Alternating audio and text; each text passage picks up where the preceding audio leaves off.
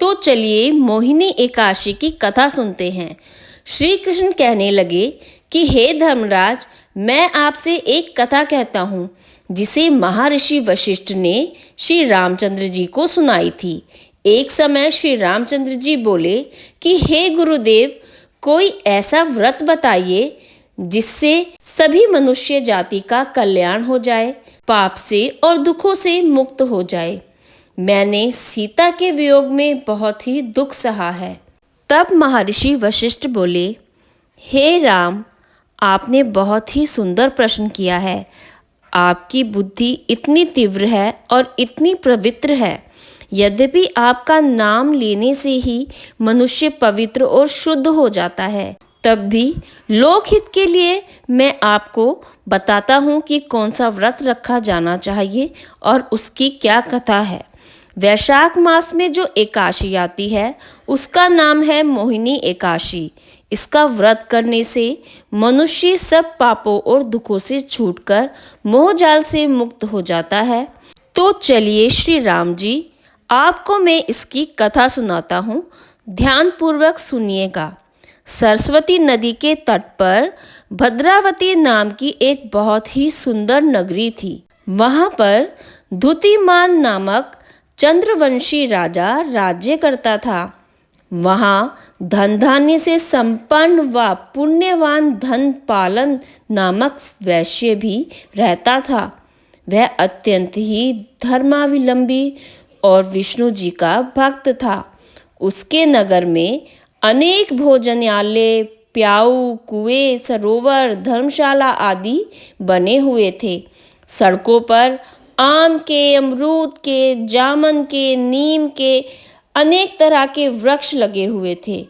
उसके 5 पुत्र थे, सुमना, सद्बुद्धि, मेधावी, सुकृति और धृष्ट बुद्धि।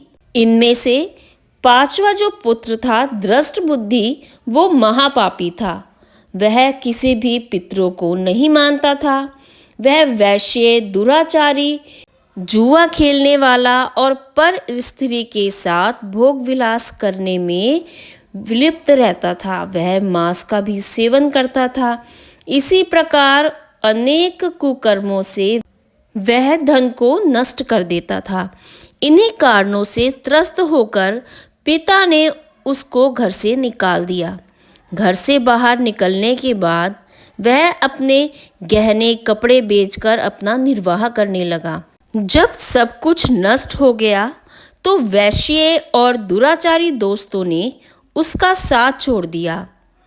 अब वह भूख प्यास से अति दुखी रहने लगा और सहारा न मिलने के कारण चोरी करना सीख गया। एक बार तो वो पकड़ा भी गया, पर वैश्य का पुत्र जानकर चेतावनी देकर लोगों ने उसको छोड़ दिया। मगर दूसरी बार फिर पकड़ा गया। फिर राजा की आज्ञा से उसको कारागार में डाल दिया गया। कारागार में उसे अत्यंत दुख मिले। बाद में राजा ने उसे नगरी से निकल जाने को कहा। वह नगरी से निकलकर वन में चला गया। वहाँ वन्य पशु पक्षियों को मारकर खाने लगा। कुछ समय पश्चात वह बहेलिया बन गया और धनुष बाण लेकर पशु पक्षियों को मारकर खाने लगा। एक दिन भूख प्यास से व्यक्त होकर वह खाने की तलाश में घूमता हुआ कौटिल्य ऋषि के आश्रम में पहुंच गया। उस समय वैशाख मास था और ऋषि गंगा स्नान करके आ रहे थे। ऋषि के भीगे वस्त्रों के छींटे जब उस पर पड़े तो उसकी मति जो भ्रष्ट हुई थी वो ठीक हो गई। कौटिल्य मुनि के सामने वो हाथ जोड़कर खड़ा हो गया और कहने लगा कि हे मुने, मैंने अपने जीवन में बहुत ही पाप किए हैं। आप इन पापों से छुटकारा दिलाने का कोई साधारण सा बिना धन वाला उपाय बताएं, जिसके करने से मैं सुखपूर्वक अपने जीवन को व्यतीत कर सकूं। फिर ऋषि उसके दीन वचन सुनकर बहुत ही प्रसन्न होकर बोले कि तुम वैशाख मास की मोहिनी एकादशी नामक व्रत को करो, इससे समस्त पाप नष्ट हो जाएंगे। मुनि के वचन सुनकर वह अत्यंत ही प्रसन्न हो गया और उनके द्वारा बताई गई विधि के अनुसार व्रत किया। हे राम, इस व्रत के प्रभाव से उसके सब पाप नष्ट हो गए और अंत में वह गरुड़ पर बैठकर विष्णुलोक को गया। इस व्रत को करने से मोह से छुटकारा मिल जाता है। संसार में इस व्रत से श्रेष्ठ और कोई व्रत नहीं है। इसके महात्म्य को पढ़ने से अथवा सुनने से 1000 गोदान का फल प्राप्त होता है। मोहिनी एकादशी के इस व्रत को करके धृष्ट बुद्धि अपने जीवन में सुखपूर्वक रहा और अंत समय में मोक्ष के धाम को प्राप्त हुआ। स्वयं विष्णु जी ने अपने गरुड़ को भेजकर उसको मोक्ष दिलाया। इस बार मोहिनी एकादशी का व्रत 8 मई 2025 को रखा जाएगा। आप इस दिन सुबह नित्य कर्म से निवृत्त होकर स्नान आदि कर भगवान श्री हरि विष्णु जी के सामने घी का दिया जलाएं और उनको पीले रंग के पुष्प अर्पण करें।